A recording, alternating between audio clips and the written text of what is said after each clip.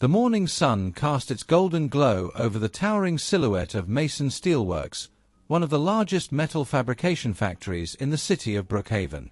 Inside the massive industrial complex, the rhythmic clang of hammers and the steady hum of machinery filled the air. The scent of oil and burning metal lingered, a familiar atmosphere for the workers who spent most of their days inside.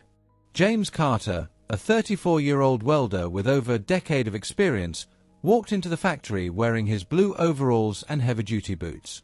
He was a man who took pride in his work, known for his efficiency and precision. However, like many experienced workers, he had developed a habit of cutting corners when he thought no one was watching.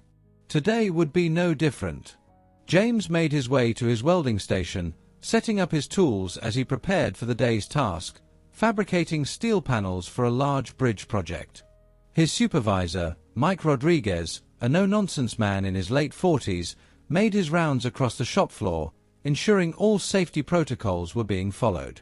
"Make sure you're wearing your PPE, gentlemen," Mike called out.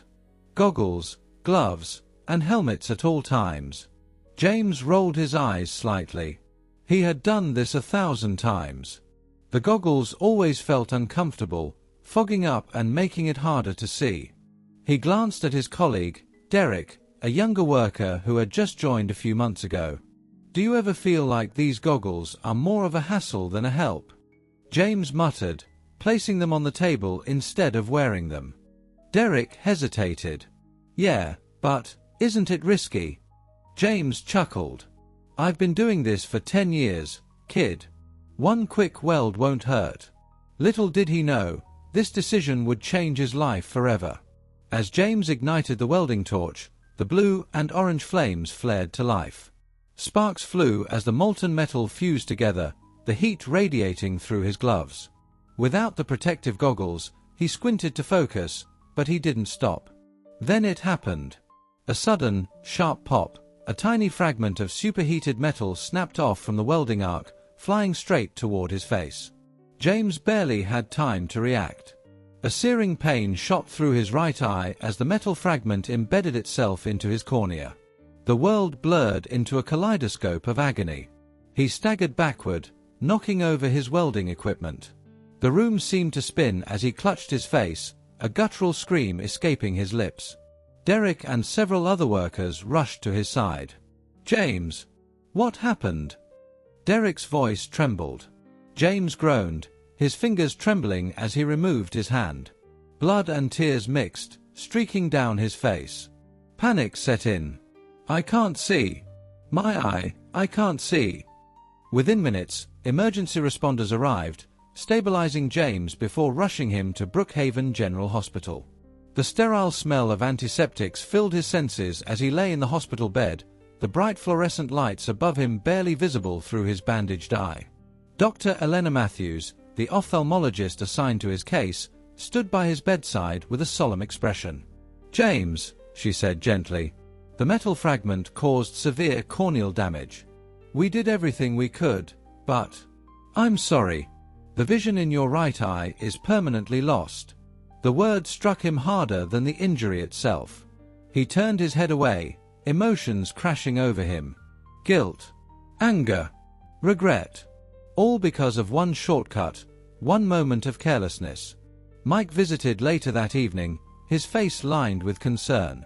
"James, I hate that this happened to you. But you have to understand, safety rules aren't suggestions. They're there to protect you." James nodded slowly, his voice barely above a whisper. "I thought I knew better." Weeks passed. The factory felt different when James returned. Everything was the same, yet nothing felt familiar. With only one good eye, his depth perception was off. Welding, a craft he had mastered, suddenly felt foreign. Derek approached him cautiously. "Hey, James. I wanted to say, I learned a lot from what happened to you. I wear my PPE every single time now." James forced a small smile. "Good. Don't make the same mistake I did." Mike called him into his office that afternoon. "James, you're one of our best workers. But with your injury, it's going to be tough for you to do what you used to. There's a position available for a safety trainer.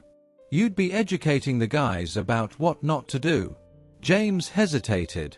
The idea of stepping away from welding stung. But if his story could prevent another accident, maybe, just maybe, his mistake wouldn't be in vain. I'll do it. Months later, James stood in front of a group of new recruits, his one eye staring back at the eager faces before him.